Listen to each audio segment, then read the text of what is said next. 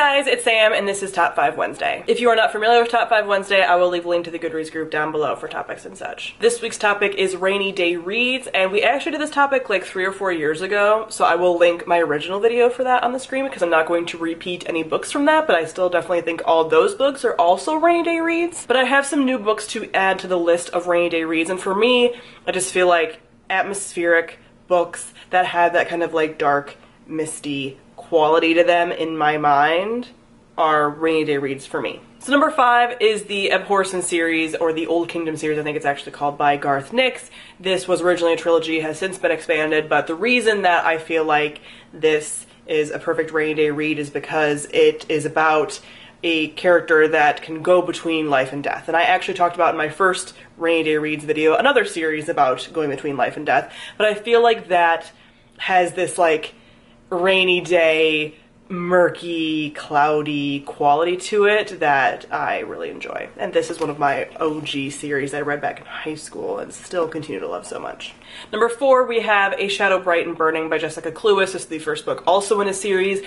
This one is because it's set in like a Victorian London, so I almost put the Infernal Devices on here, but also like, does anybody need to hear more about the Infernal Devices? I feel like everyone already knows about it, where this is not as well known of a series.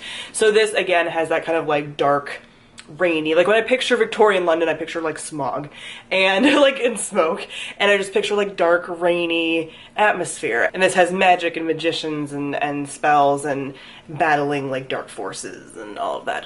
It's good fun. Then at number 3, we have The Queens of NS Lear by Tessa Gratton. This is just like that perfect kind of atmosphere. I just feel like the setting of NS Lear is like its own kind of character and part of the world, and this just has again that like darker feel, and there's a lot of connection to nature here and like nature magic, and I feel like that kind of atmosphere always is really good for rainy day reads when you just feel like you're more in touch with nature. Everything outside is just, it looks more green, everything's kind of like damp, like I get that feeling from this book. And at number 2, we have The Giller Wolves by Roshni Chokshi. This again is similar to me talking about like Victorian London, but this is taking place in, what is it, 1890s Paris? And it involves heists and like the underground, and again I just feel like it takes place mostly at night, and just like there's a lot of darkness and a lot of just like that dark quality of a rainy day that would lend itself well to this. Also, you could probably binge read this in one day.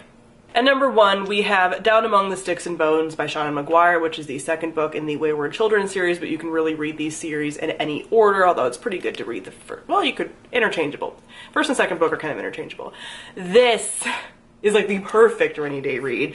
This takes place in one of the fantasy portal worlds that the kids from the first book can go like in and out of, or where they like came from, so now they're back at the school trying to like decide if they want to be normal or waiting for their doors to reopen, all this stuff about the series. Anyway, this takes place in one of the portal fantasy worlds, and this one happens to be kind of like a horror world. I think it's called the Moors, so you know, you hear the like misty moors, it's gothic kind of literature. Like this is a gothic literature setting, which is the perfect setting for a rainy day read, and it's super short, so you can read it in one rainy day.